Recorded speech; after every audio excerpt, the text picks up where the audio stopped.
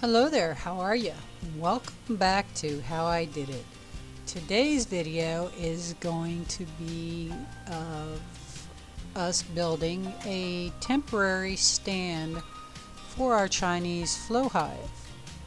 Now I had a bunch of these extra, basically it's the equivalent of 2x2s in metal framing from inside the off-grid barn sitting around. Because we have water issues and bug issues and whatnot, I opted to use these just to build something temporary. That way, if the bees swarm, I can get the flow hive up off the ground and have air circulation going through it. And it also gives me the opportunity to have something to attach the flow hive to, just in case we have a pretty good size windstorm or rainstorm blowing. So here what I did was I cut 1 foot sections of the 2x2s. Kind of dug a little hole to start it through the mulch and whatnot, and then I went ahead and pounded them into the ground, probably close to 6-8 inches. And then I just cut the track and put it on here. Had it slightly off level from front to back. Side to side it's perfectly level, that way the frames would hang straight down. But from front to back, it will give the slope that I need to get the flow hive to actually drain the honey once it comes time, if I so choose to leave this here for the summer. Now all I'm doing here is getting my width and making sure I'm kind of square. It's not an exact fit. It's definitely not the permanent stand that I want. I have another $99 flow hive on order.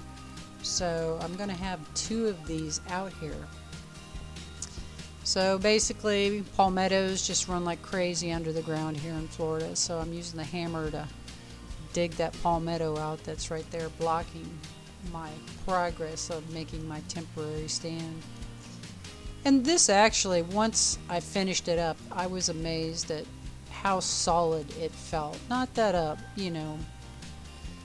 severe thunderstorm, with 65, 70 mile an hour winds like we get, couldn't blow it off, but time will tell, I guess. So here, just using 3/4 inch self-tapping screws, going ahead, cutting my cross supports on it, and then using those same sheet metal screws to hold it in place. And again, this is the same framing that I'm using on the interior walls of the off-grid barn.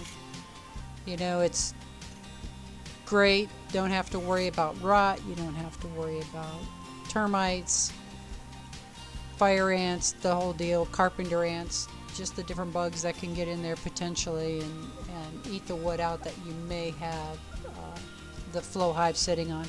And I didn't want to put it on the cinder blocks like you've seen in a lot of the videos, just because the area is not real flat, and with the palmettos, having the frame like this with it up off the ground, will afford a little bit more flexibility.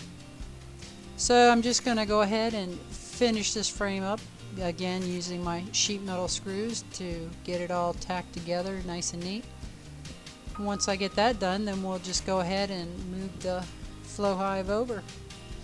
And again, this flow hive I paid $318 for. I have one ordered that was $98 and change with free shipping. Same exact model. Just amazing at what you can find when you do a little bit more of a thorough search.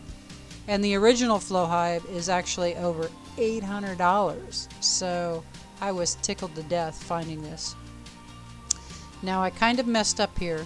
I put the flow door where you would actually make the honey flow out towards the front. It goes towards the rear. That way the bees can be landing on the front there, and you can just take your honey right out the rear.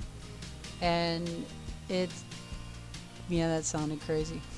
Anyway, they won't interfere with you.